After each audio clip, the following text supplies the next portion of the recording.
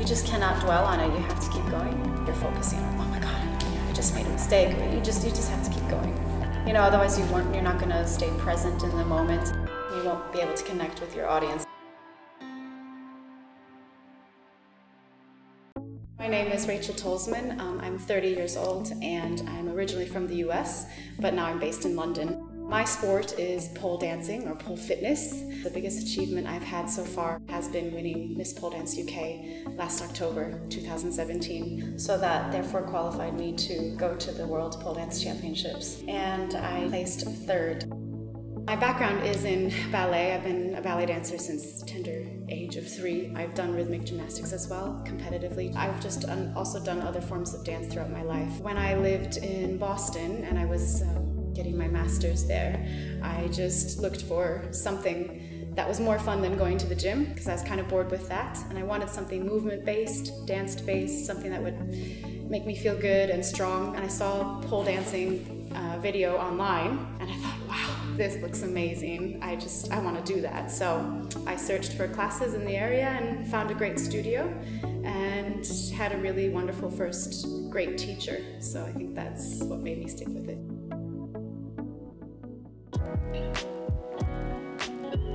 First of all, people are like, well, I don't know, I only associate pole dancing with maybe some other connotations, right? But then they start coming to class and they realize, wow, you know, this is a full body workout, core, arms, even legs, everything. Yeah, so it's much harder than people assume. Pole dancing was deemed an official sport last fall, which is big news for us, and that means that we have the chance to become an official Olympic sport.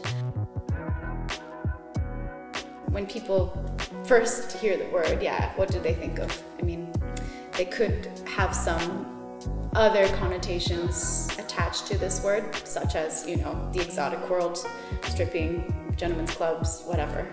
But we're trying to, you know, open people's minds up to the fact that it is more than just that. There's this whole other world involved in pole dancing, pole fitness, and circus arts.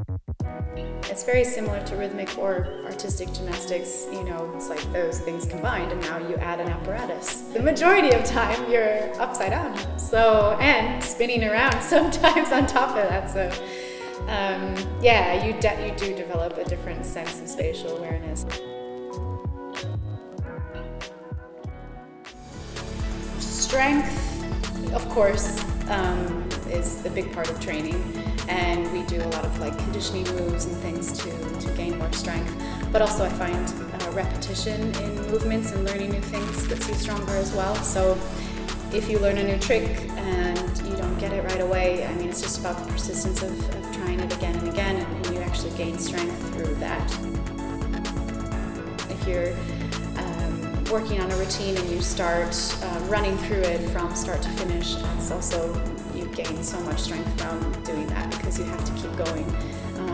There's no stopping. So, and then flexibility, yeah, definitely working on that, and that's something completely different. It does also involve strength because there's active flexibility and passive, and you kind of need both in order to gain the most flexibility you can.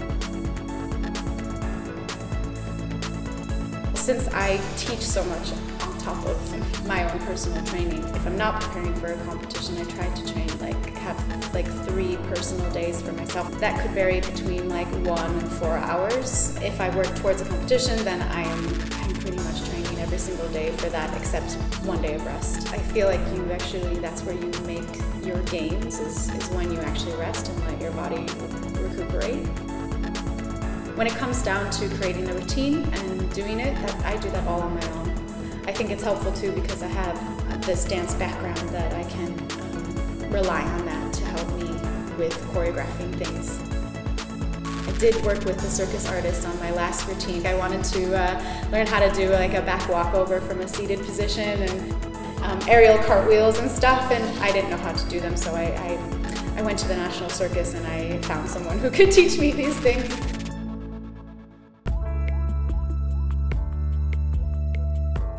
If I'm in a grumpy mood or something and I just start to move around, even if it's just around the house and I'm just dancing in a silly way to a song or something, I feel so much better. You have to just start moving. If you're feeling down, start to move. Movement, I mean, it's wonderful. I have sometimes the most shy people coming to class, and then it's beautiful to see their transformation, because they not only get physically stronger and see that progress, but they start feeling good about themselves in a way they hadn't before. And I think that especially resonates with women. I mean, not only women, because men also do come to class. You know, they might have the same sort of body image issues as a woman could have too. The kind of body confidence that this sport gives you is amazing. You're standing there and you're wearing a top and shorts, and you oftentimes you're looking in a mirror, because it's just like a dance class, like in a ballet class. There are mirrors all around, and you see yourself. And you see yourself for who you are and what you are, and it's all out there, and you just get used to looking at yourself in that way and seeing how strong you're getting, seeing what the body is capable of, and being proud of that. I love sharing what I do because I'm so passionate about it, and I think it's really wonderful to see people come to this without really knowing what they're getting into, and then being hooked, because it's such an all-encompassing sport. It's not only physically demanding, but and physically empowering, but also mentally. You get mentally stronger, not just physically stronger. Your body confidence goes up. You feel good in your own skin, and I think, yeah, that's what other sport does that for you. In the beginning, for me, the hardest part is creating the routine and feeling good with the material that you have finally come up with. Sometimes it can just be so difficult to try to create a piece that doesn't exhaust you, but yet is interesting to watch, and shows off all your best tricks. Sometimes the creative process can be really challenging, although it ends up being one of the most rewarding and fun experiences, because then you feel really proud of what you've achieved and what you've created. And then is the next phase of the phase that you have to present it and you have to compete. The moment I walk out onto the stage, then it's all gone.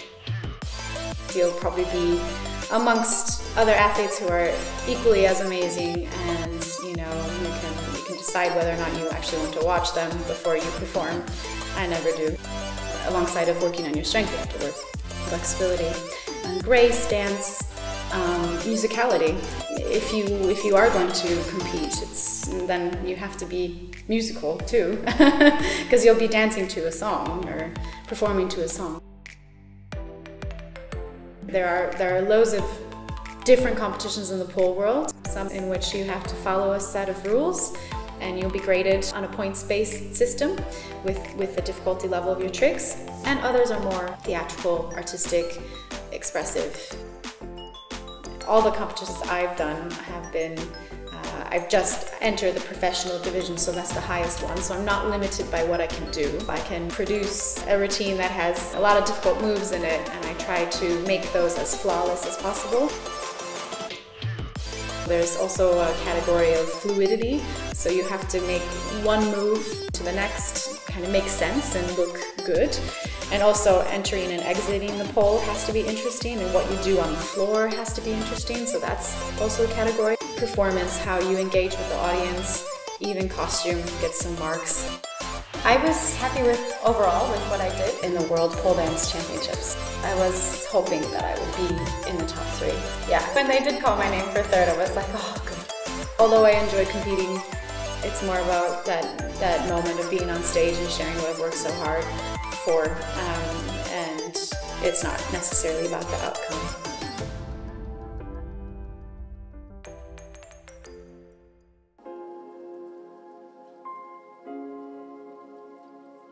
I always get the blues after a competition. Usually happens like the next day, or, like where you realize it kind of sets in that it's all over, and it's like, oh, now what? I think I have many more years of competing, but then just training and teaching and maybe opening my own studio. I love it. It's my life,